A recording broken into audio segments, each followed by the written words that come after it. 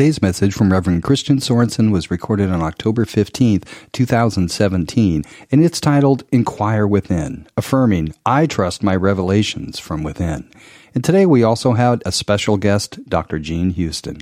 And we welcome the talent and the voice of Gary Lynn Floyd. And come visit us at our new shiny website at seasidecenter.org. And you can join us in Encinitas, California sometime, where we always have great music, a spirited message, and a joyful, loving, vibrant community that await you. Well, good morning once again, everybody. My name is Danielle Tucker, and I'm here again with you covering for Miss Rebecca Jade today. And when I'm here with you, I'm always so just thrilled to see the amazing talent that comes through here as your special guests, and today is no exception to that. This gentleman is just incredible. He is the music director for CSL Convention 2018. He is a touring musician out on the road most of the time, but fortunately he's here with us today, so make sure you visit him in person at the CD table in the back at the end of the service. Please welcome Gary Lynn Floyd. Good morning, Seaside. I love coming here. It's so nice to be back.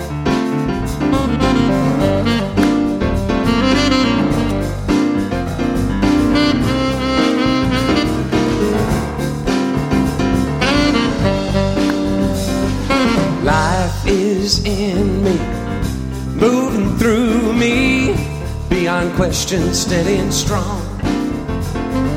Power and presence is my essence, been within me all along. What is there to be afraid of? Pure light is what we are made of. Life is in you. Can you feel it? Look inside, you look around. Power and presence is your essence. Where you stand is holy ground. What is there to be afraid of? Yeah. Pure light is what we are made of. Play it for us, Bob.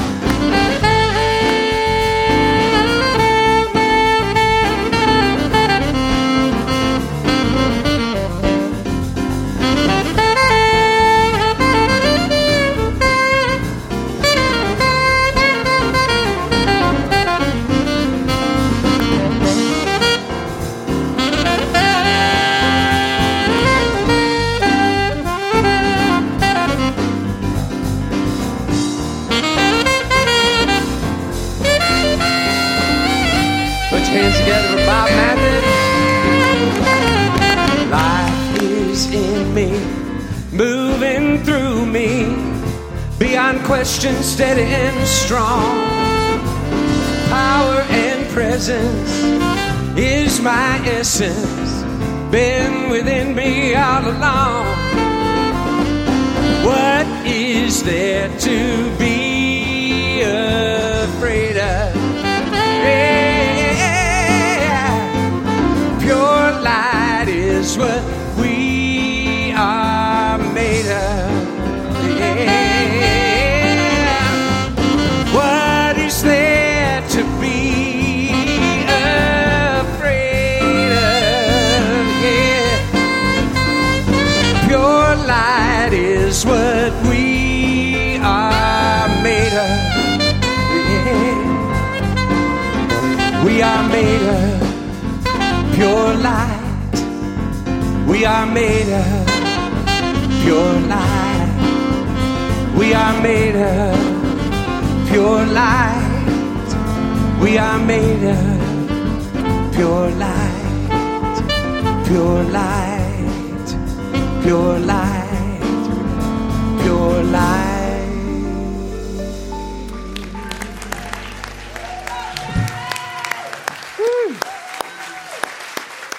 That is Gary Lynn Floyd reminding us what we are made of. Pure light. Yes. Nice job. Good going. All right. Good going, guys. Appreciate you.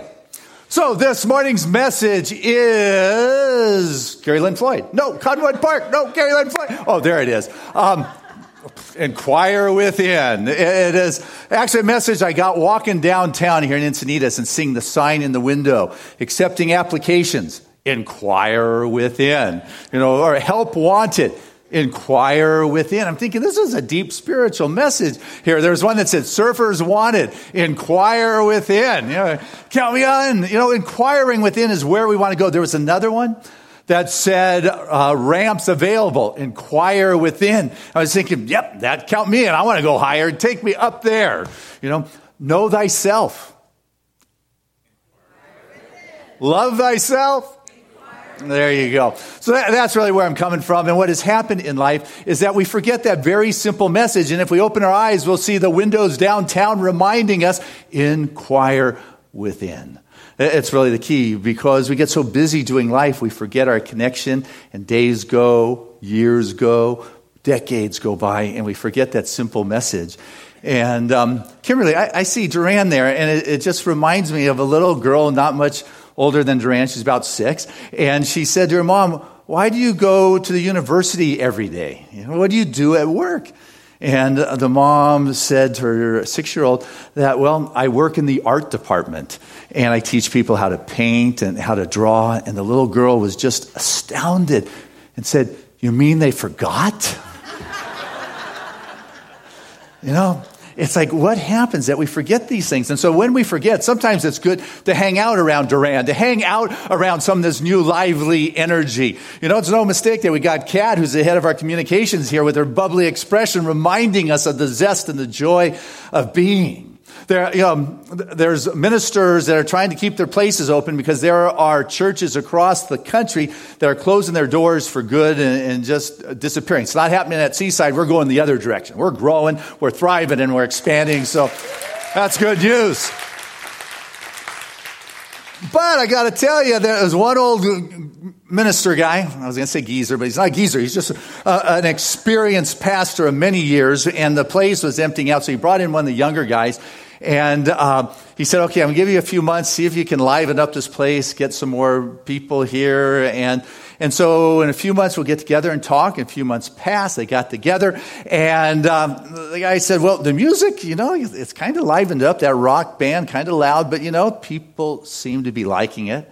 The front row is always empty. And, these theater seats you have there, the big cushions, kind of working, getting people sitting there. But I don't know about the drive-through confessional. It's the neon sign on the roof I've got questions about. Honk and tell or go to hell.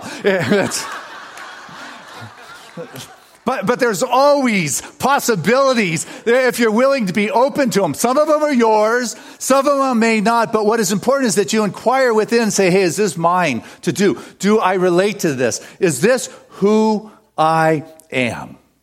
So that's an important question. E. Cummings, wonderful American essayist. He's actually a painter also. Left us close to 2,900 poems. He said, to be nobody but yourself in a world that is trying to make you everybody else means to fight the battle, the human battle, to the very end. You must never stop. To have the world to try to have you be everybody else but yourself means to fight that human battle to the very end. You can never stop. You've got to continue to say, checking in with on the inside, inquire within. Is this me? Is this right for me? Is this who I am? A little more contemporary individual, Bette Midler, she said, cherish forever who you are. She actually said, cherish your uniqueness. For when it's gone, you're just a yawn. Cherish forever your uniqueness, because when it's gone, you're just a yawn. You're just like someone else. You've got to inquire within it. Is this me? Kurt Cobain, a little bit more contemporary, a little bit more on the edge, for sure, a whole counterculture. But he definitely spoke the sentiments of an emerging voice for consciousness.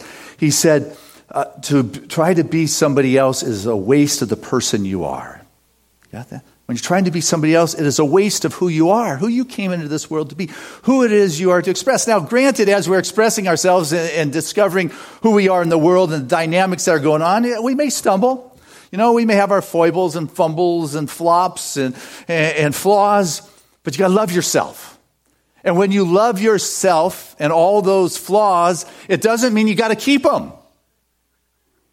You got that? You got to love yourself. Yes, you got to love yourself, but if there's something that's out of balance, you've been checking in and it doesn't feel right, you know what? You can let that go.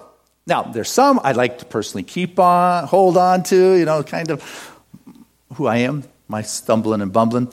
But it's important to check in because when there's a challenge that's going on, if there's a difficulty in the problem, if you can take that problem and allow it to be something that empowers you. You got to be looking. You got a problem. Can you flip it over and allow it to be something that empowers you? If you can take a stressful situation and flip it over, you know what, stressed spells backwards? Desserts. There you go. So if you can take your stress and flip it around and turn it into your desserts, your goodies, that delectable something that is going to empower you to step into that next iteration of who you're meant to be in this world, then it becomes a very positive thing. It becomes masterful. And it's all a matter of how you choose to ingest it and inquire within and say, what is meant for me here? Not the story my head's telling me, but what is my heart, my soul, my spirit telling me? Last night, having dinner with Dr. Jean and Linda, she was asking me about my dad, and I love going back to my family memories. I was one of those strange kids that actually had a happy childhood, I had a wonderful tribe and a clan. My mom was the matriarch, and the characters that went through our house consistently. We had the crazy Hungarian, Tata Marie, my mom's godmother, lived with us for 25 years. She was born in the 1890s and lived to 99. She was old. But strong and sharp, or as sharp as she ever was, but to the very end. Then my godfather, the Colonel Fred Gavlin of World War II, man, he was scary, but he loved me, so I never had that kind of issue and problem. And then there was Miriam, bless her heart. She was actually literally hit by a train and looked like it. And and she was sure that the Nazi doctor was trying to kill her with sleeping pills. And these are the characters that I grew up with. And so the home was alive and dynamic and pinochle every Saturday night. And just the noise and the family and the fun and the food. It was wonderful. But one of the things I loved, my dad was my hero. He was my hero, is my hero. And I would just go with him on whatever errand. And my dad grew up in the Midwest. And boys in the Midwest went hunting and fishing. That's what they did. And he had a boy, that's me, and he used to take me hunting and fishing, only birds and rabbits, but I know it's not cool in California. Waking up early in the morning when it was dark out and getting in the car and going was it's probably why I still like waking up to do Sunday mornings at 3:30. There's an excitement, anticipation of something that's going to happen. But I was 15 years old, not quite driving yet. We went out to Corona. We had a family friend, Sterling Ferguson, who had a ranch and orchards out there. And we were walking in the fall through the hills, looking for the rabbits and the quail. And I'm on one side of the mountain, and I haven't told this story in a decade, guys, so I figure I could tell it again. But I was walking on this side of the hill, and a shot goes off. And I hear my dad go, "Oh, no." And I come running over the hill, and on the top of the hill is my brother. He's 10 years old. He wasn't carrying a shotgun or anything, and he's down on his knees crying. And I get to him, and he says, "Daddy's been shot. Daddy's been shot." And I looked down the hill, and a rabbit had gotten up between my friend and my dad, and he shot him with a shotgun. And there was my dad just standing. Luckily, it was a shotgun, not a bullet from a rifle. And he's just like Swiss cheese, 50, 100, bullet holes tore his clothes, his face, and in shock. And there I am, 15. I don't drive yet, but it's time to learn. And so I get my dad in the car and cover him with a blanket. My friend, he's good for nothing at this point. My brother, he's crying. And then I take down the back roads, the twists and the turns, and I'm going kind of crazy. And my dad all of a sudden comes out of shock because it's like his kid who doesn't drive is now driving down these back roads. He needs to be paying attention to this situation. And we get out to the freeway, and now I'm going fast. I'm hoping there's got to be police. They always give people tickets. Why not pull me over now? And nobody, but I remember there was a sign that said hospital off here. And so I pull off. We find this hospital. It's like an old country hospital, not the corporate Supergiants. It's like one room smaller than this, and you walk in, and the waiting room, the emergency room, all in one place. And they make my dad go to fill out insurance papers. He looks like, a Halloween thing, and he's bleeding all over the place, and he finally just lies down on the ground and passes out. And so something in this little 15-year-old who just learned to drive a few minutes ago stepped up and started to take the initiative and say, you need to get my dad a bed. Well, they don't have beds, so they put him on this steel gurney, and he was in the back. It's Sunday morning. There are no doctors in this.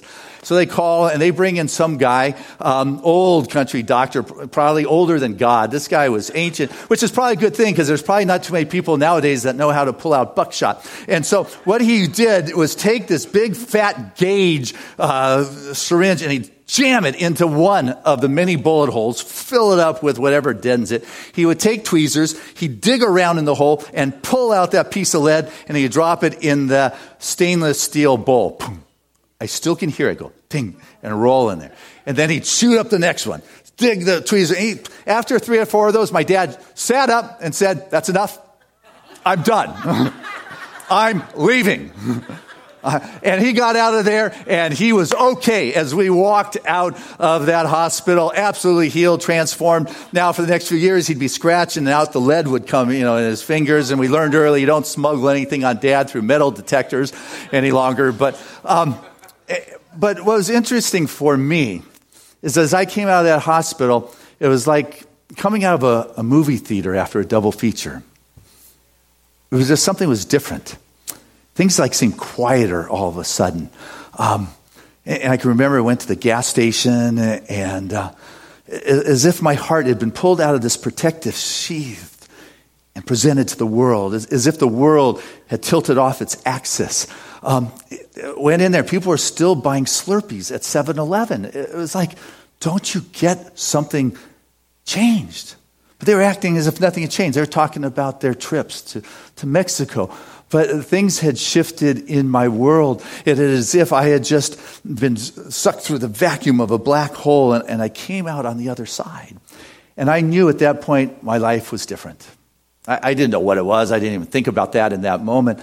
But, in retrospect, I look back and recognize my dad had signed up for my greater initiation.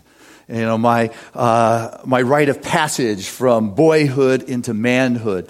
Maybe at some level he was breaking the family genetic chain of hunting, because his dad used to take him hunting, and I'm sure his dad's dad used to take him hunting, and his dad's dad used to take that kid hunting all the way back to the cave people days, or at least the Vikings when we used to pillage. But, that's something that there was a soul agreement on. My dad said, I'm going to do this for my son. He doesn't need a bar mitzvah. I'm going to just give him the real deal here and have him pop into that new level of being. And so I shared this story because, sometimes we are not ready for it, but life says it's time. And if I'm willing to inquire within and say, hey, this story, I'm not liking the way it's going, but there's got to be a higher something here. There's got to be a greater realization that is for my greater good than I can begin to imagine in this moment. Because if it's up to me, don't sign me up. Tweedledee or Tweedledum, the famous duet, Tweedledee and Tweedledum. You know them? He said, I'm very brave generally. Only today, I appear to have a headache. Only today, I just don't want to do it today.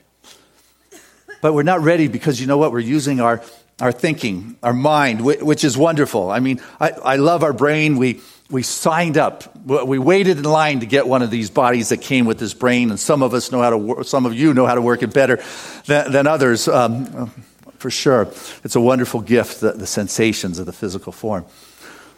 But we need to access something that is beyond the human brain or mind. We need to access that divine mind, that the capital M, God mind. It's not like the human and the God mind. It's not the human brain and the God mind.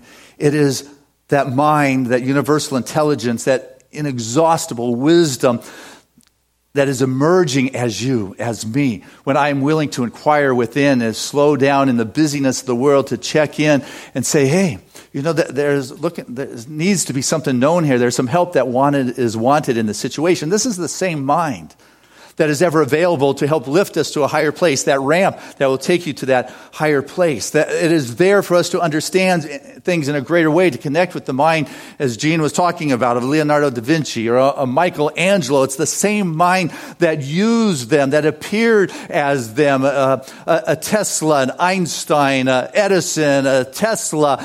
Today, you got the Gates or the Kurtwitz, Ray Kurtwitz. You know, you've got the brilliance that is coming forth. We have got, you know, from cars to planes to rockets to interstellar travel. It is emerging when you become available to it and realize that spirit and I are one, and that you are needed for it to be the vortex, or for it to expression in this dimension in which we have chosen to play. And if I can get myself out of the way, and I do that by inquiring within and say, hey, this situation's calling my attention. How do I need to know something here in a higher kind of way? Because I'll tell you what Ernest Holmes tells us is that there's only one mind, and that's the mind of God. And it's perfect. It's our mind now. He left us a wonderful mantra or chant. And I'd like us to say this together. If you could put that up there, Marv. And it says that there is only one mind. That mind is God's mind. That mind is perfect. That mind is my mind now. Again, there is only one mind. That mind is God's mind. That mind is perfect. That mind is my mind now. Again, there is only one mind. That mind is God's mind. That mind is perfect. That mind is my mind now. One more time. There is only one mind. That mind is God's mind. That mind is perfect. That mind is my mind now. I've just given you a powerful mantra, and I encourage you to go home and say it over and over. Tuesday night class, we're going to do it 108 times together. It's going to take us 25 minutes, but we're going to do that because as you begin to shift the frequency of your being, you begin to be receptive for that greater understanding of what is going on. Daniel Ketterman, born in Israel, Princeton psychology professor, wrote the book Think Fast and Slow, Nobel laureate from 2002, said, the confidence that people put in their beliefs is not measured by the quality of evidence, but the coherence of the story that their mind has managed to construct. You got that? You know, oh, I don't know if I can, but I'll give it a shot. No, he said the confidence that people put in their beliefs is not measured on the quality of the evidence, but of the coherence of the story that their mind has managed to construct. You know, what story are you telling yourself? Because I'll tell you what, if you don't inquire within, this world is going to feed it to you. The headlines, you've seen it. You know, things are going on that stretch the fabric of our faith.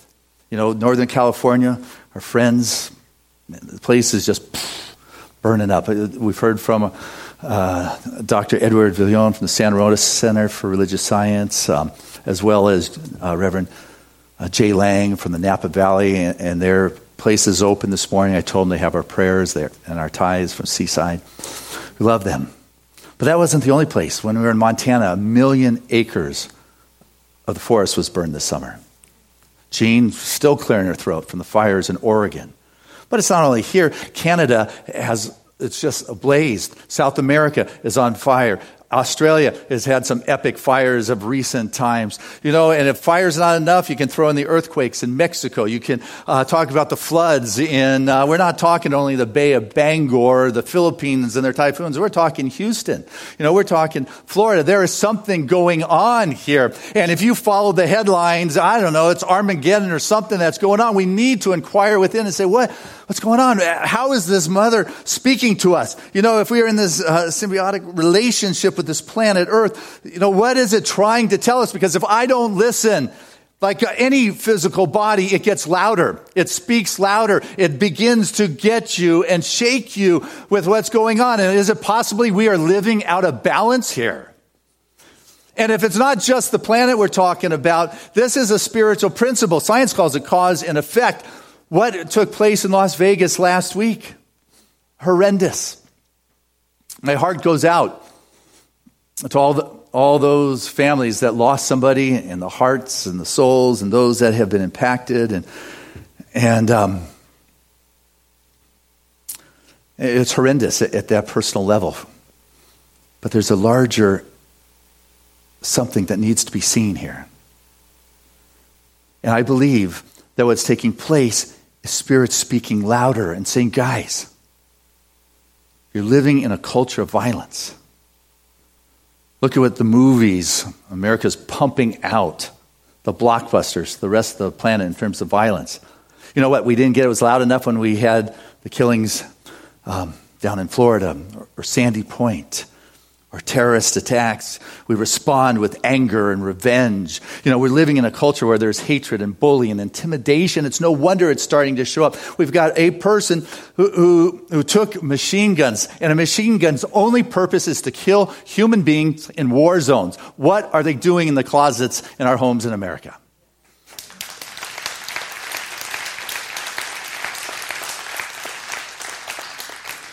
I get the latest iteration of our continent's culture was based on guns on our hips in the Wild West. But you know what?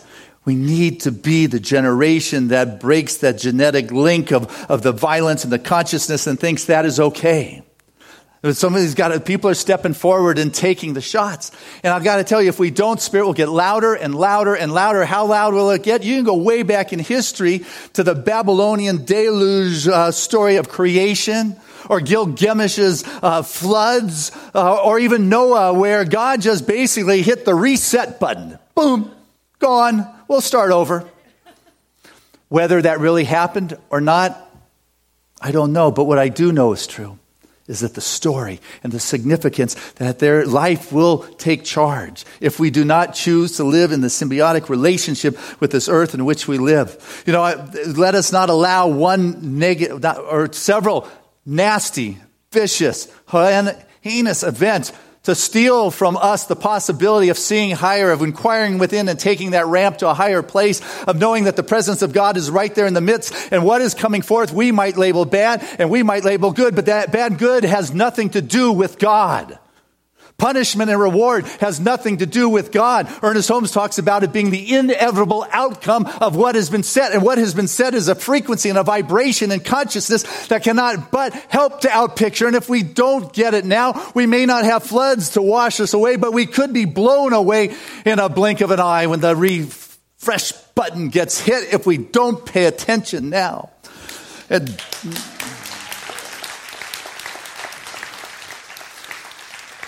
And so as I try to dig even deeper and say, let me hear, see, and feel Spirit, you know, I think of a wonderful person who's influenced my life since the day I took the mantle of ministry more than 35 years ago is Jean Houston. And her brilliance, and she is a nexus of the cultures of the planet coming together. It has a higher observation of what is going on in the world. The consultant to His Holiness, the Dalai Lama, consultant to Mother Teresa, has worked with our sitting presidents, has worked with world leaders in 109 countries. And she's sitting here today, and I'm trying to figure out, what would Jean say? You know what? I can ask her, Jean, you want to come up and share some love? Share some wisdom? This is Dr. Jean Houston. Get on your feet for her.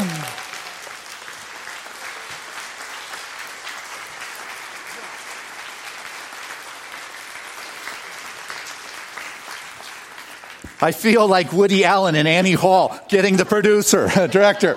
What do you think? Teach? Well, first of all, I've got to tell you, Reverend Christian, that I just had a major epiphany. And I'll tell you why.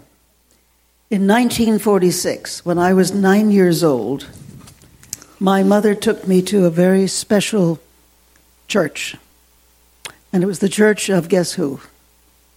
Ernest Holmes. Yeah. And I have been trying to remember for so many years what the sermon was. Because I remember that I was so struck to the soul by what he said that it influenced me all my life and all of the things that I have done, but I could not remember the words. And then he put them up there. There is but one mind, and that mind is God's mind, and it's in us. And if you know anything about my work exploring the depth and range of human capacities, that's what it's all been about. And that was in 1946, I believe it was April, where it happened for me. Beautiful. So I'm in quite a state of, frankly, wonder and astonishment. There is a poem that I believe sums up all of these things that you have just named. It's a poem by Christopher Fry, and it appears in his great play, A Sleep of Prisoners, and it goes, I can remember it. The human heart can go to the lengths of God. Dark and cold we may be, but this is no winter now. The frozen misery of centuries cracks, breaks, begins to move. The thunder is the thunder of the flood, the flow, the upstart spring. Thank God our time is now, when wrong comes up to meet us everywhere, never to leave us till we take the longest stride of soul folk ever took. Affairs are now soul-sized. The enterprise is exploration into God. What are you making for? It takes so many 1,000 years to wake. But will you wake for pity's sake? I mean, look at that poem. It is there. It is running analogically to everything that you've just said. The human heart can go to the lengths of God. We live in the lengths of God. You see, you are not encapsulated bags of skin dragging around a dreary little ego. You are the universe incarnate in a biodegradable space-time suit. You are the living God. You are the living universe. The human heart can go to the lengths of God. And then the complaint, dark and cold we may be, but this is no winter now. We're in bad times. You've lived through the great times. You lived through the good times. Now we're in the great times. We're in the time in which we are facing every bad thing that has ever happened. It is all there. And yet we are being challenged to grow. Dark and cold we may be, but this is no winter now. The frozen misery of centuries cracks, breaks, begins to move. We're all feeling, we're in that incredible movement. Is it the end or is it a radical new beginning?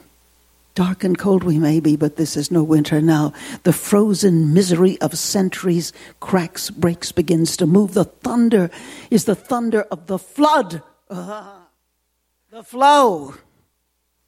But it's really the upstart spring. Thank God our time is now, when wrong comes up to meet us everywhere. It's the catharsis of the pathologies that have dampened our minds. Never to leave us till we take the longest stride of soul folk ever took. Oh, that's why you're here, folks. That's why you're now. You elected, before you got born, to come here into the 20th and 21st century, to be part of the longest stride of soul folk ever took. Affairs are now soul-sized.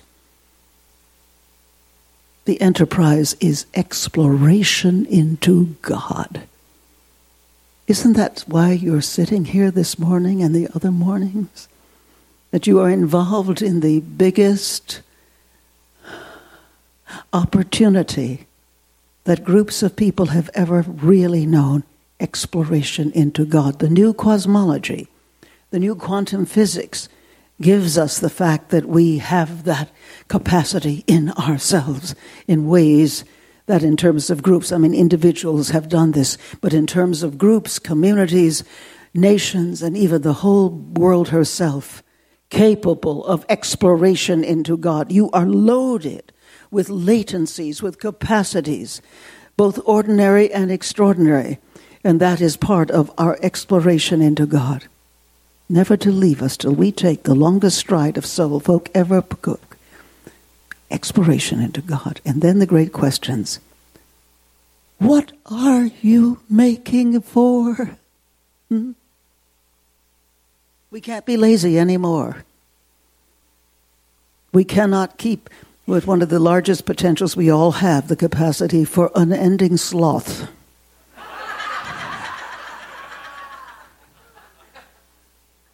What are you making for? You have to do your human homework and your God homework. It takes so many thousand years to wake. But will you wake for pity's sake? Right behind you are all those ancestors. Going back now, we realize, at least 4 million years, all waiting for you. Just make this gesture. You are the prow of the ship of ancestors, and they've been waiting for you. The universe is holding its breath, waiting for you to fully wake up and be among the generations that profoundly makes a difference. But will you wake? For heaven's sake. I think you will, because you know what? You have to. You don't have any other choice. Isn't that wonderful? Thank you.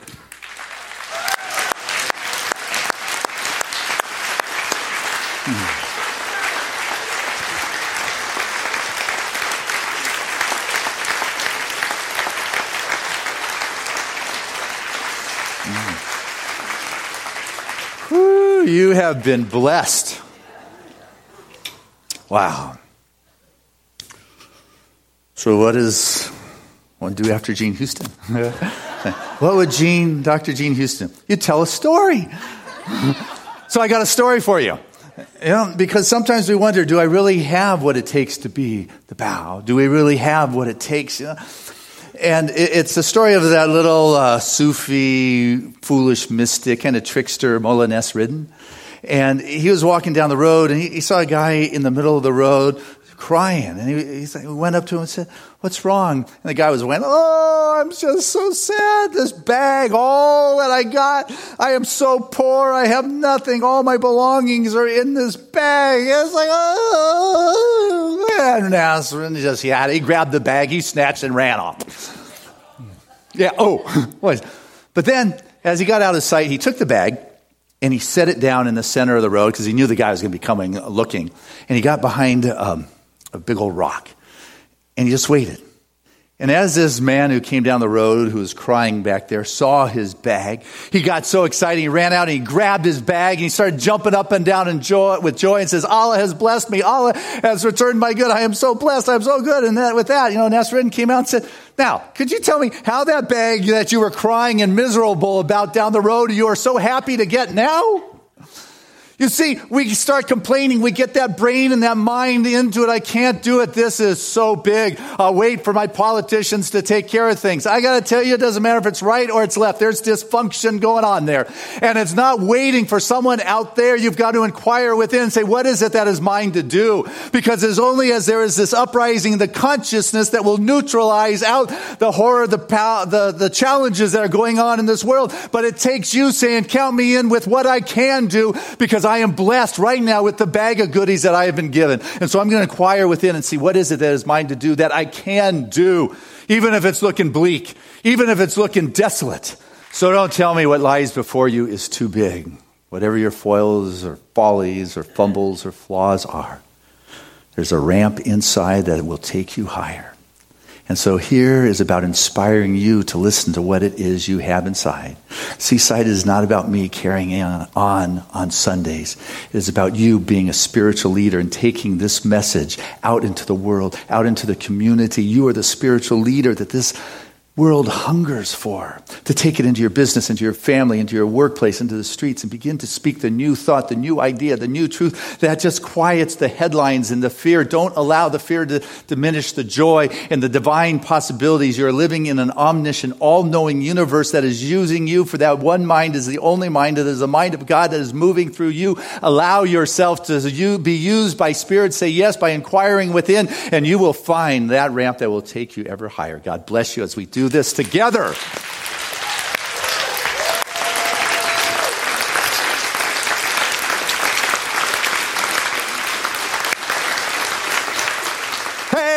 it going as we welcome back to the stage Gary Lynn Floyd.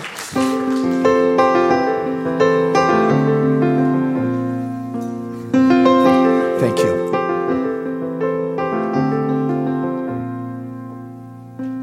Open your mind,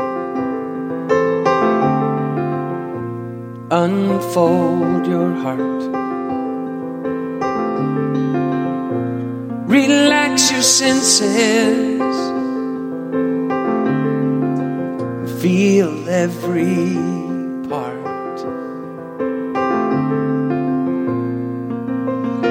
You ain't got a thing to fear. Looks like love is growing here.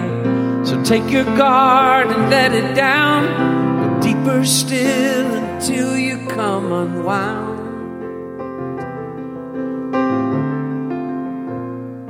Unbound. Breathe every breath. Release your cringe. Love without waiting, slowly unhinge.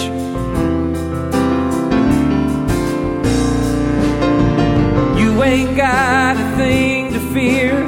Looks like love is growing here. So take your guard and let it down, deeper still until you come unwound.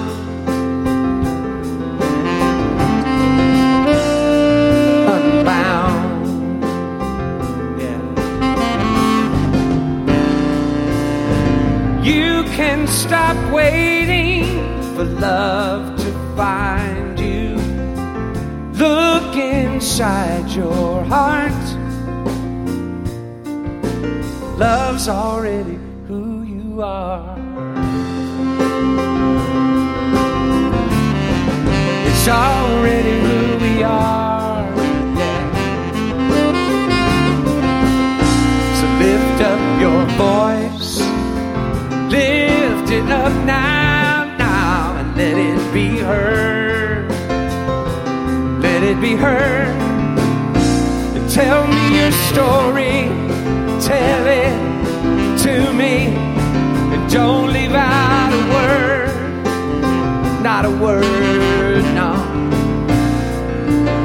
'Cause I think I have been there too. I'm a seeker just like you.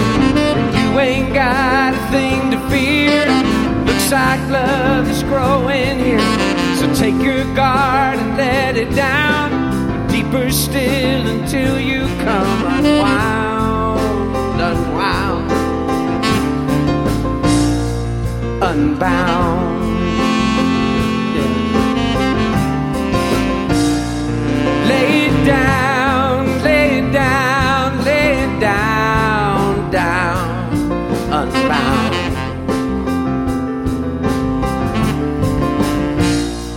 Unbound. Open your mind and unfold your heart. Yeah.